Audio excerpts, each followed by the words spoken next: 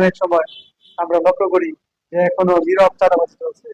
দেখা গেছে গতকালকে একটা ঘটনা শুনলাম, একজন ডাক্তার দেখাতে এসে ডাক্তার দেখানোর পরে prescription লিখে দিছে, দেখার পরে আমি অমুক দলের সভাপতি এই কথা বলে উনি বেরিয়ে গেছেন। অর্থাৎ আপনি ওনার ইয়েটা দেন নাই, ওনার যে ভিজিট সেই ভিজিটটা না দিয়ে চলে গেছে। এরকম অনেক সময় লক্ষ্য করা যায়, যারা চুল কাটেন নাপিতের কাছে যায় যে আমি অমুক দলের সেক্রেটারি সভাপতি বইলা চলে যান, ওনারা ওনার যে মজুরিটা সেটা দেন না। এটা কিন্তু এখনো নীরবে চলছে। তা এই ধরনের বিষয়ের কারণে মানুষ আতঙ্কগ্রস্ত। মানুষ বাংলাদেশে নিরাপদ বাংলাদেশ চায়, উন্নয়নশীল বাংলাদেশ চায়। মানুষ দুমুঠো দুবেলা ভাত খেয়ে বাঁচতে চায়, নিরাপত্তা চায়।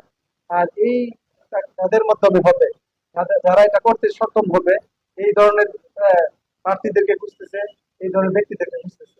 এই জন্য আমরা আশাবাদী, ইনশাল্লাহ আমরা কিশোরগঞ্জে একটা ব্যাপক সারা করছে, এবং আমরা বিপুল ভোটে আমরা ইনশাল্লাহ রিশাদ দিকে জয়যুক্ত হব। সেটা আপনাদের সহযোগিতা চাই, আপনাদের সহমত চাই।